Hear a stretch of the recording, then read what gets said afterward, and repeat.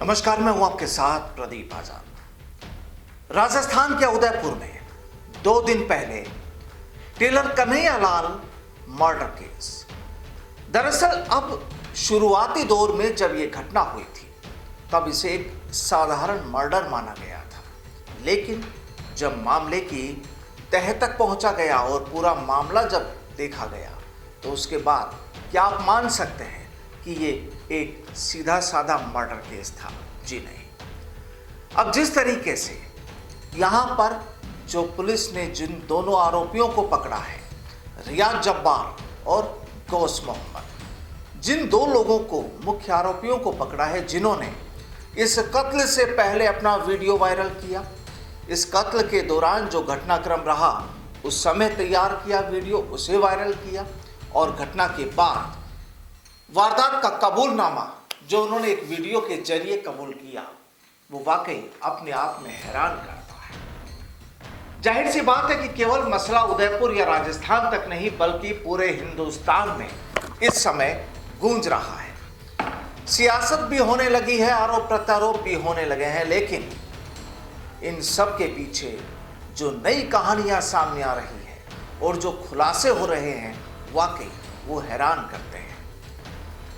अलग अलग media reports और जांच पड़ताल के बाद जो चीजें सामने आ रही हैं, आज सबको हम एक जगह लेकर आए हैं और आपको बताते हैं कि आखिर आरोपी रियाज जब्बार और गौस मोहम्मद के क्या थे आतंकी खेल की सोच, क्या थी प्लानिंग, खतरनाक प्लानिंग जो थी, और वाकई अगर वक्त रहते इन्हें नहीं पकड़ा जाता तो शायद आगे क्या घटनाएं होती कुछ नहीं कहा जा सकता। जाहिर सी बात है कि यहां पर राजस्थान सरकार ने 5 उन पुलिसकर्मियों को प्रमोशन दे दिया जिन लोगों ने इन दोनों आरोपियों को भागने के दौरान पकड़ लिया था। जाहिर सी बात है उन्हें मिलना भी चाहिए, लेकिन कहानी पूरी हम आपको इन लोगों के बारे में बताएंगे, आरोपियों के बारे में बताएंगे, लेकिन उससे पहले एक सवाल जो उठता है लगातार 2 दिन से, जिस सवाल को लेकर तमाम लोगों के जहन में ये सवाल कौंध रहा है कि जब मृतक कन्हैयालाल टेलर ने अपने साथ होने वाले किसी भी घटना का अंदेशा जताते हुए अपने इलाके की पुलिस को खबर की, तो उसके बाद पुलिस सोती क्यों रही? सवाल ये कि क्या उदयपुर या राजस्थान की इंटेलिजेंस फेलियर है? क्या इंटेलिजेंस अधिकारियों को यह खबर भी नहीं लगी कि उनके इलाकों में किस तरह के लोग रह रहे हैं, किस तरह के लोगों ने राजस्थान के बाहर पाकिस्तान तक पहुंचकर यात्राएं की, उनके मंसूबे क्या हो सकते हैं? क्या कोई जांच की? शायद नहीं, क्योंकि अगर जांच होती, पड़ताल होती और अगर इंटेलिजेंस को खबर मिलती तो शायद ये घटना नहीं होती। अब कहा यह जा रहा है कि ये दोनों आरोपी रियाज जब्बार और गौस मोहम्मद राजस्थान के 8 जिलों में आईएसआईएस के लिए स्लीपर सेल बना रहे थे। वाकई काफी खतरनाक सोच। और रियाज ने इसके लिए पाकिस्तान के कराची में आतंक की ट्रेनिंग भी ली थी।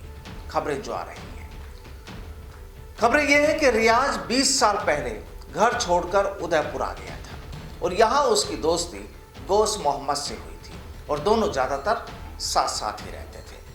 और इसी दौरान रियाज पाकिस्तान से ऑपरेट होने वाले ग्रुप दावत इस्लाम के संपर्क में आए, यानी उनके ताल्लुकात बने और इसी ग्रुप ने उसकी शादी भी कराई।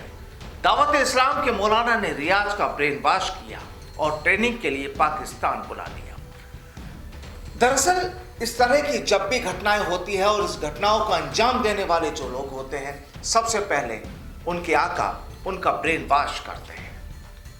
और यही लोग जब अपने अंडर में लोगों को, युवाओं को जब तैयार करते हैं तो उनका ब्रेन वॉश किया जाता है और जो उनके चंगुल में फंस गया, बस वो उनके ग्रुप में शामिल होता हुआ चला जाता है।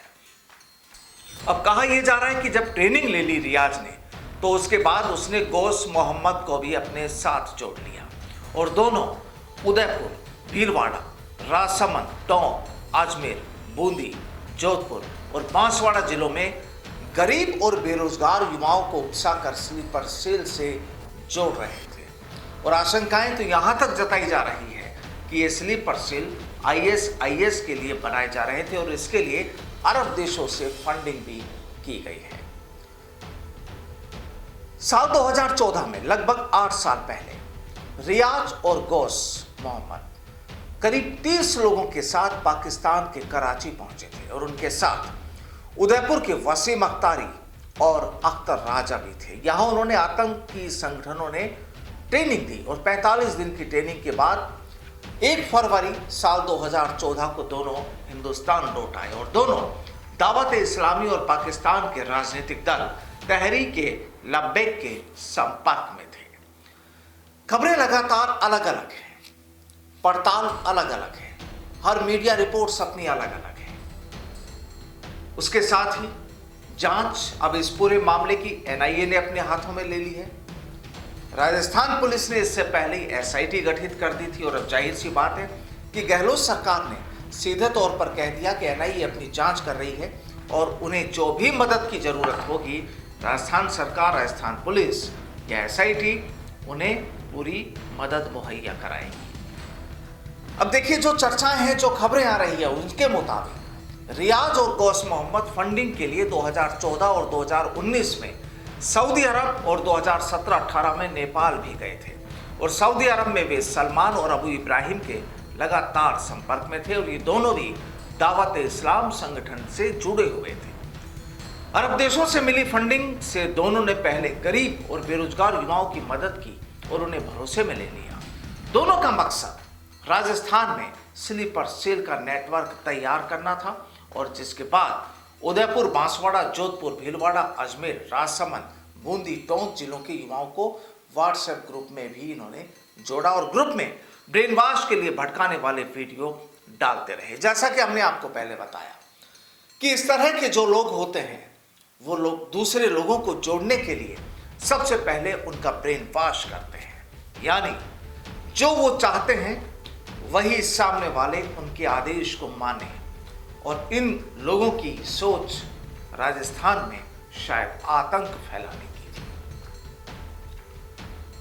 हैरानी यहां पर यह भी कि यहां केवल ब्रेन वॉश यूं ही नहीं बल्कि धर्म के नाम पर भी यहां पर खेल खेला जाता था और कहा जा रहा है कि रियाज युवाओं को दूसरे धर्म के लोगों पर हमला करने के लिए भी उकसाता, उनसे कहता बदला लो या चूड़ियां पहन लो। और आपको बताएं कि घटना से पहले जो एक वीडियो जो जारी हुआ था उसमें भी कुछ यही इबारत थी और रियाज ने वीडियो जारी कर उदयपुर के हिस्ट्री शीटर और बदमाशों के भी हमले के लिए उकसाया था, यानी वो लोग भी इस तरह की गतिविधियां करें और आतंक फैलाएं। सऊदी अरब के सलमान और अबू इब्राहिम ने दरअसल नुपुर शर्मा के बयान के बाद रियाज और गौस को भी मिसाल कायम करने के लिए कहा था और इसके बाद 20 जून को उदयपुर में दोनों ने कुछ लोगों के साथ मीटिंग की और कन्हैया लाल को मारने का प्लान बनाया। पूरा जो घटनाक्रम हुआ एक प्लानिंग के तहत हुआ। जाहिर सी बात है कि अब जांच एजेंसियां भी लगातार इस पड़ताल में जुटी है कि किस तरीके से क्या क्या षड्यंत्र रचा गया, किस किस तरीके से क्या क्या प्लानिंग की गई और कैसे इस पूरी घटना को अंजाम दिया गया जो आज हिंदुस्तान में चर्चा का विषय बनी हुई है। और अभी तक की जो NIA की जांच है और उसमें जो सामने आया उसमें आया है कि आरोपियों की पाकिस्तान के 8 से 10 मोबाइल नंबरों पर लगातार बातचीत होती थी।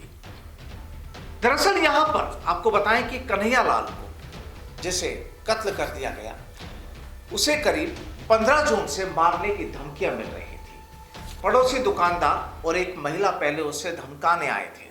रियाज और गौस की पूरी टीम कन्हैया लाल के हर मूवमेंट पर नजर बनाए हुए थी और गौस ने कन्हैया को मारने के लिए एक हथियार भी तैयार किया। यहां पर घटना हुई, घटना का वीडियो वायरल किया गया और उसके बाद घटना को अंजाम देने के बाद फिर वीडियो बनाया गया और जिसमें दोनों इन कातिलों ने सीधे सीधे ऐलान किया कि उन्होंने इस तरीके का काम किया। और इसके बाद 28 जून को रियाज और गौस ने कन्हैया लाल की दुकान खोलने के कुछ घंटों बाद ही उसकी हत्या कर दी, वीडियो भी बनाया। अब यहां पर एक चीज और आती है सामने, और वो ये कि रियाज के तार आतंकी संगठन अल सूफा से भी जुड़े हैं और वह 5 साल से अल सूफा के लिए उदयपुर और आसपास के जिलों में काम कर रहा था। पहले वह मुजीब के अंडर में काम करता था और 2.5 महीने से वही इलाके में अल सूफा को लीड कर रहा था। आपको याद होगा कि 30 मार्च को, यानी लगभग 3 महीने पहले, चित्तौड़ के नीमाहेड़ा में पुलिस ने 3 आतंकियों से 12 किलो विस्फोटक बरामद किया था और इससे उस समय खबर यह थी कि जो बरामद विस्फोटक जो हुआ था उससे जयपुर और अन्य जगह सीरियल ब्लास्ट करने की साजिश थी और अब माना जा रहा है कि मुजीब इसी मामले में जेल में बंद है। पुलिस ने जिसे गिरफ्तार किया था। रियाज जो था मोबाइल इंटरनेट कॉलिंग व सोशल मीडिया के जरिए आईएस के सीधे संपर्क में भी था। ऐसी भी खबरें यहां पर है। अब आपको बताएं कि इस पूरे घटनाक्रम के बाद एसआईटी ने आज सापोटिया में एक इंजीनियरिंग फैक्ट्री है वहां पर रेड मारी और वहां से जो रियाज जब्बार और गौस मोहम्मद ने कन्हैयालाल को मारने के लिए जो हथियार तैयार किया था वो यहीं पर किया था, यहीं पर वीडियो बनाया था। अब एसआईटी ने इस फैक्ट्री को, इसके ऑफिस को सीज कर दिया है। कुल मिलाकर लगातार जो अपडेट्स, जो खबरें, जो पड़ताल की जो रिपोर्ट्स जो सामने आ रही है वो वाकई चौंकाती है और आज यही वजह है कि केवल उदयपुर ही नहीं बल्कि जयपुर और कुछ राजस्थान के कुछ दूसरे जिलों में भी पब्लिक ने, या कुछ कहें कि कुछ संगठनों ने इस गुस्से की बदौलत बंद का आह्वान किया है और आज उदयपुर में कर्फ्यू होने के बावजूद लगातार लोग सड़कों पर हैं, बंद हैं और वहां पर मौन जुलूस भी निकाला गया। 3 दिन हो गए वहां पर कर्फ्यू जारी है और आपको ये भी जानकारी है कि पूरे राजस्थान में इस समय इंटरनेट भी बंद है। इंटरनेट पर पूरी पाबंदी है और करीब 1 महीने के लिए राजस्थान में धारा 144 भी लगाई हुई है। एनआईए चूंकि राजस्थान में है अभी एनआईए की टीम, तो वो भी लगातार आरोपियों से पूछताछ कर रही है। एसआईटी भी अपनी जांच कर रही है और लगातार उदयपुर पुलिस भी उनसे तहकीकात में जुटी है। इन दोनों आरोपियों के घर भी पुलिस ने, एनआईए ने छापेमारी की है। माना जा रहा है कि आज इन दोनों आरोपियों को कोर्ट में पेश किया जाएगा और यहां से एनआईए टीम इन्हें अपने साथ दिल्ली ले जाएगी।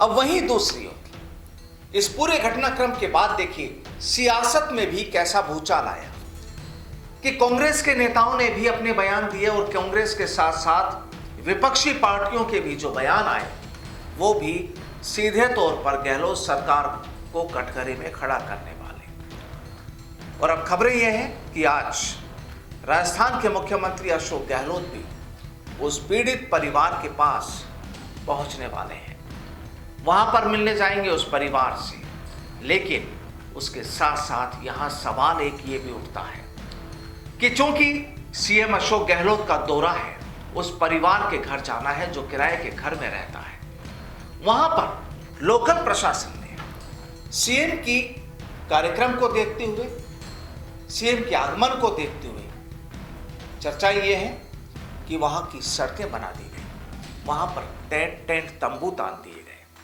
तमाम आवभगत के लिए प्रशासन जो कर सकता था वो किया। और सवाल यही उठता है कि जब राजस्थान के मुख्यमंत्री एक पीड़ित परिवार को सांत्वना देने उसके घर पे जाते हैं तो क्या प्रशासन को ये तमाम चीजें करना क्या जरूरी है?